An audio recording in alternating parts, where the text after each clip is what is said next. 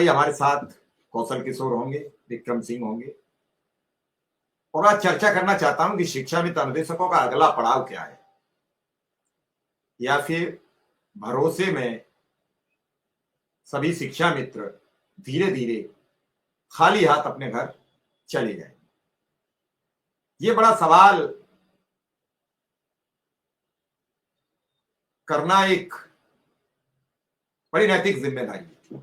अगर सवाल नहीं होंगे तो फिर चर्चा किस बात पर होगी।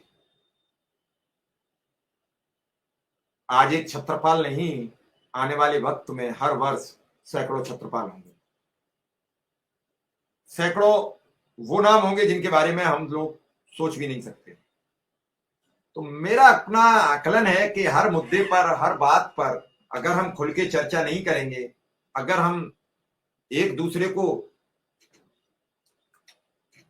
सवाल और इन्हीं उसमें घसीटते रहेंगे, तो मुझे लग रहा है कि जिन मुद्दों पर हमें चर्चा करनी चाहिए, बातचीत करनी चाहिए, वो मुद्दे अछूते रह जाते हैं। जरूरत है एक समाज की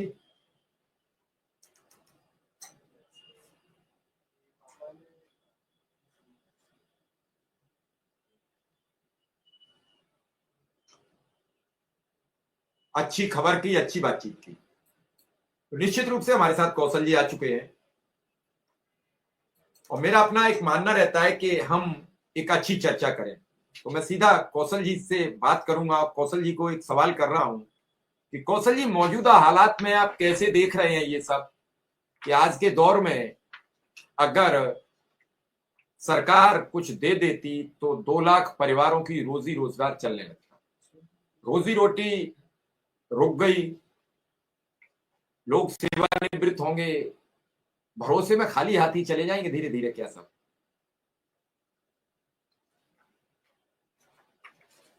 माइक खोल लीजिए कौशल जी। नमस्कार आपको, और इस समय आपके चैनल पर उपस्थित जो हमारे प्रदेश के शिक्षा मित्र जुड़े हुए हैं, सभी के लिए सादर अभिवादन।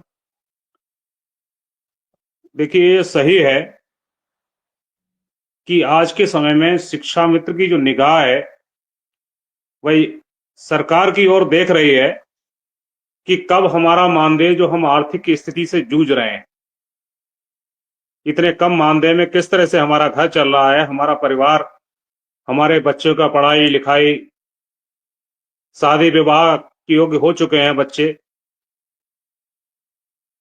अगर बीमारी है तो बीमारी को इलाज की व्यवस्था नहीं है। आखिर ये सारी जो समस्याएं हैं, इनका सिर्फ एक ही निदान है कि हमारे मानदेय में वृद्धि हो, हमारी आर्थिक स्थिति सुदृढ़ हो।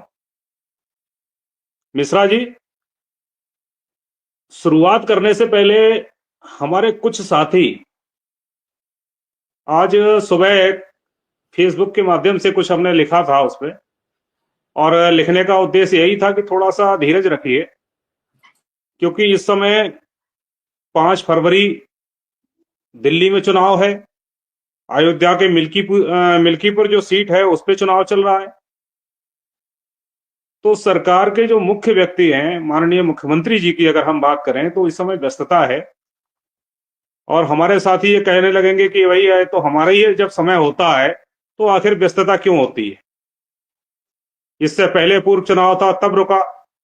तो इन सारे सवालों का एक एक करके हम आपकी जो शंका है, कोशिश ये करेंगे कि आपकी शंका भी समाधान हो। जो भी हमारे शिक्षा मित्र साथी आपके इस कार्यक्रम के माध्यम से आपसे जुड़े हुए हैं या इसको देख रहे हैं या देखेंगे, देखिए, एक सीधा सा है, हम लोग जब किसी मरीज को लेके जाते हैं ना किसी हॉस्पिटल में, अगर कोई गंभीर क्रिटिकल कोई समस्या है और लेके जब हम पहुंचते हैं तो उस समय हमको क्या लगता है? हमको ये लगता है कि ये मरीज, हमारे मरीज से ज्यादा दिक्कत किसी को नहीं।